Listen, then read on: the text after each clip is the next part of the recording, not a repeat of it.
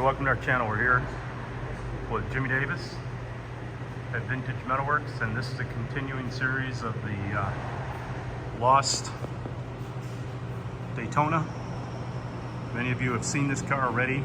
I think it's finally in a spot that we're going to make great progress. You see some of Jimmy's other projects around here that he's working on. He is a consummate professional.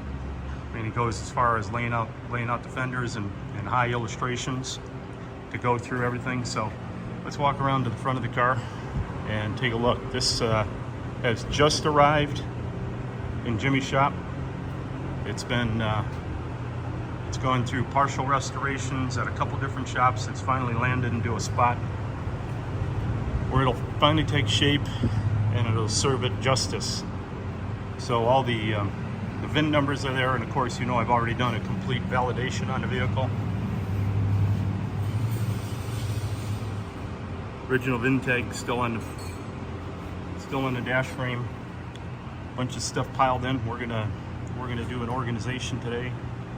Categorize everything, label it, start sourcing it. Seats are in still good shape. And there's even parts and pieces that, you know, were left on this car of its original color, so there was some forethought given to it. And you know, all the dial-out stamp numbers have been certified, verified by me, and all have been documented. You know, it's even interesting looking at the seam. You know how rough and crude that was. Flattened it out, and then certainly came back in with the leading process and filled that in. Same thing in the back here. You know, that is one crusty area of how they did that. We've got some rust there. That's nothing for Jimmy and his crew to manage through that. Original fender. So to just level set everybody on what we're actually doing, you know, we certainly have the build sheet. Build sheet matches the car. As you can appreciate, this is just a copy. We keep the original one in a safe. We've been through, VIN numbers are on the car. They're on the upper core support. They're on the rear beam. We've got a strategy that we're going to put forth to project manage this. So again, to level set everybody, let's go to this document. You may or may not have seen this. It was called the Texas Daytona. You know, we've certainly got an activity log of when I was involved with it and what we went through. This log will be filled out now. You know, we transferred it from Carolina Classics, and now we have it at Jimmy Davis's facility. These are some of the original photos when this was rescued by Victor Calvette in South Carolina. And with his untimely passing, this car was in limbo for a couple years, and now it's finally found a home. It's in a sad state here. This was probably the low point for the car. This car has a lot of sentimental value for the owner. It was her father's car. And then what we started doing is tracing back, you know, where it was bought from, picking up some information on the city, the street, the building, about the car, larger photo of the build sheet. This is a typical package we put together.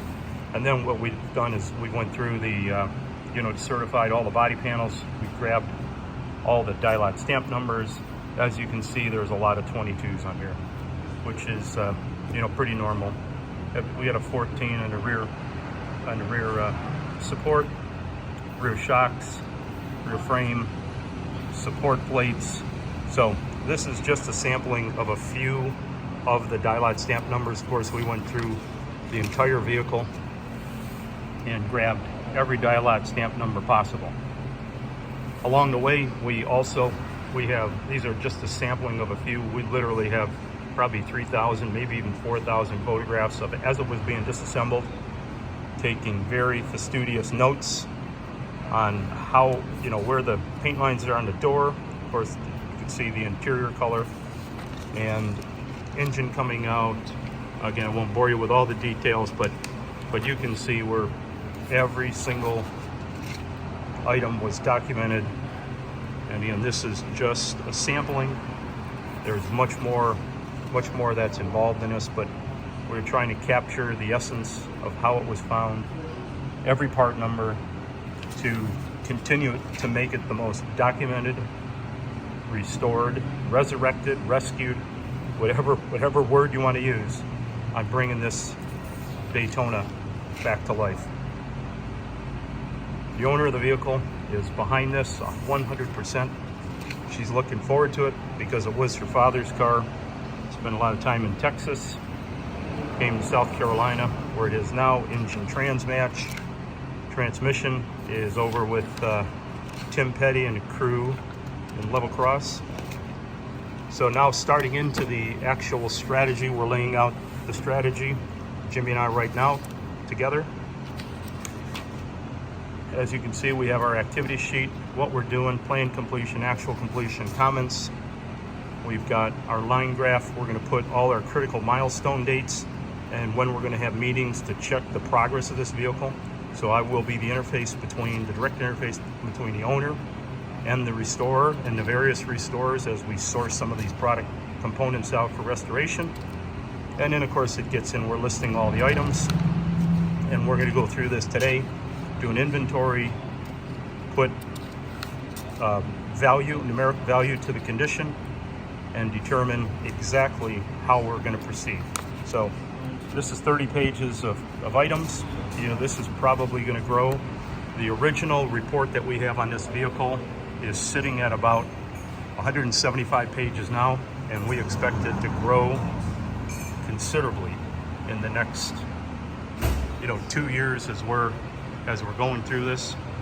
And the goal is to have this one day at McCacken, and we're going to work on it. So here comes Jimmy. He's grabbing his morning coffee. Jimmy, say hi. Hello, Dave. So tell me a little bit about, you just received this car. What's your first impressions? We've got a long way to go. It's not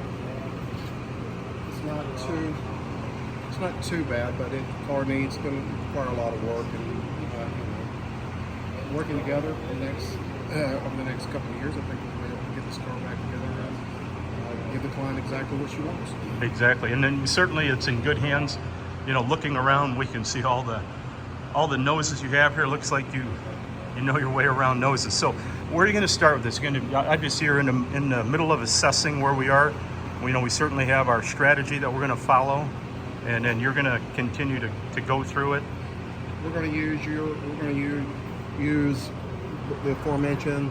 We're going to use the strategy that's laid out, and we're going to go through it piece by piece, and all of the lead time items that we need to ship out. We're going to get those shipped out, because nowadays you have to look in terms of a project, in terms of 6 months to a year, just getting things turned around as far as outsourcing parts. So we already have the powertrains is up at Moonshine Speed Shop with Tim Petty at Level Cross, and we plan to send out the suspension to Ohio.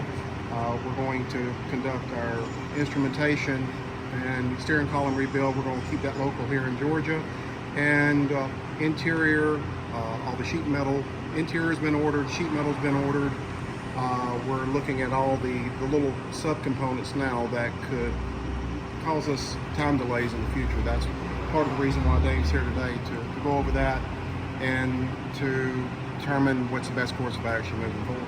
So let's just take a quick walk around the car. So what's your observations along the way? It looks like the nose is very salvageable. Absolutely. We'll dissect the nose. We'll take it completely apart, rebuild the nose, original valance, original fenders. So those are original fenders, original Daytona fenders. So they have the lip on them. Latch tray, all the internal components here, all including the frame extensions, Z-bars, latch tray, grill. Yep. It's all real, and we're going to do our best for this car to rehabilitate it, to use the original parts and do whatever's necessary to refurbish the original parts. We're not going to replace any of the sheet metal that can be reused. So the front of this, so it looks like it's been media blasted before you got it, and now it's I guess right now we're going to be disassembling, removing the fenders, removing everything on the interior, getting the dash out. That's right. We did a preliminary. When we got the car came in pieces. The car had been on a rotisserie for a long time. It had not been sufficiently braced, and unfortunately the rear frame rails were bent. So what we did is to assess the car we put it together and get it to this point and assess it from where it's at in order to move forward.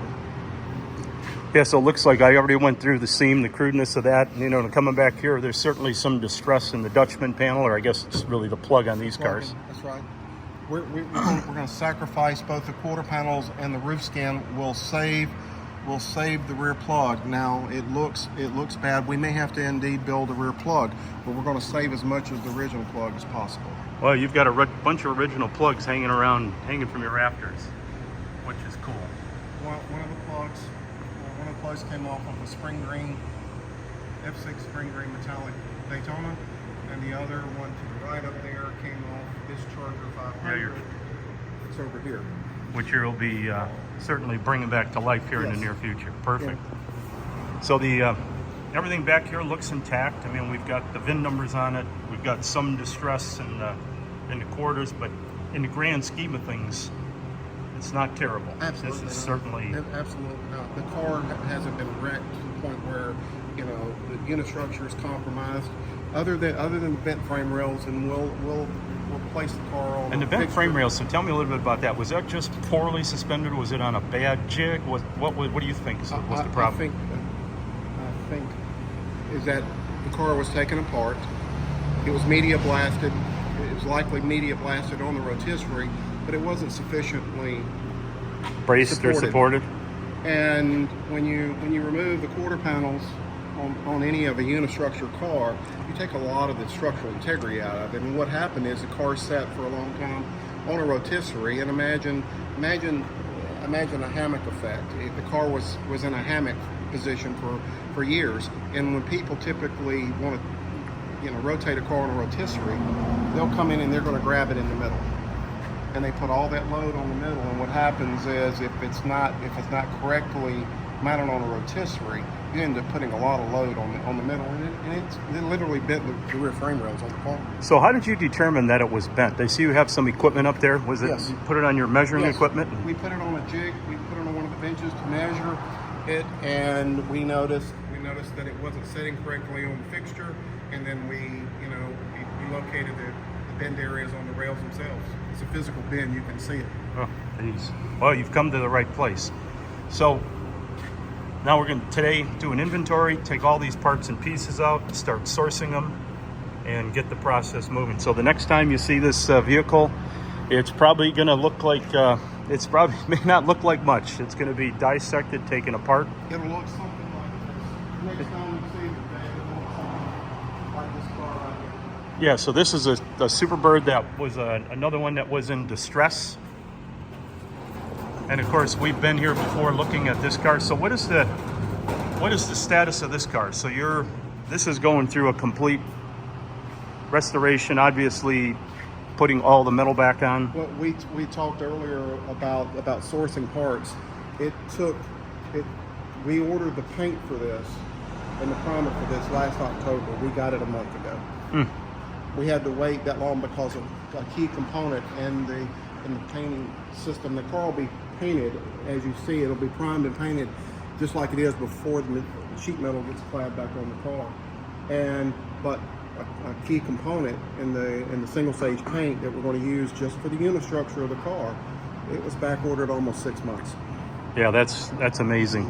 So if we look at a continuation of some of your work, so this one here, we'll spend a minute on here. We want to go back to that Daytona, but this car not too many months ago was in the exact same shape as the Sublime one we were just looking at back there. This car came to us from a client in Indiana, and original owner car, and the car was wrecked in the late 70s, and the entire front end of this car was out of position, and we ended up buying a complete front end off of another car. When I say front end, I mean everything was replaced in one unit, from the torsional cross members up to the frame rails, up to the inner fenders, radiator support, everything. Oh, that's amazing. Well, let's go close out with this car. So we're gonna talk about how you put your noses together in a minute, but this will be the last glimpse. I think everybody that'll watch this YouTube video will see this car in this state, and keep an eye on it, because this will be the most well-documented resurrection of Daytona that I'm aware of, and I've been involved with many of these wing cars. We're gonna photo document, videotape it, and provide you guys with as much content and information as we move forward with this. We have a lot of tips and tricks we're gonna show you, and a lot of features that are very unique to a Dodge Daytona. So thanks for tuning in. Stay tuned to this channel for more content of this nature.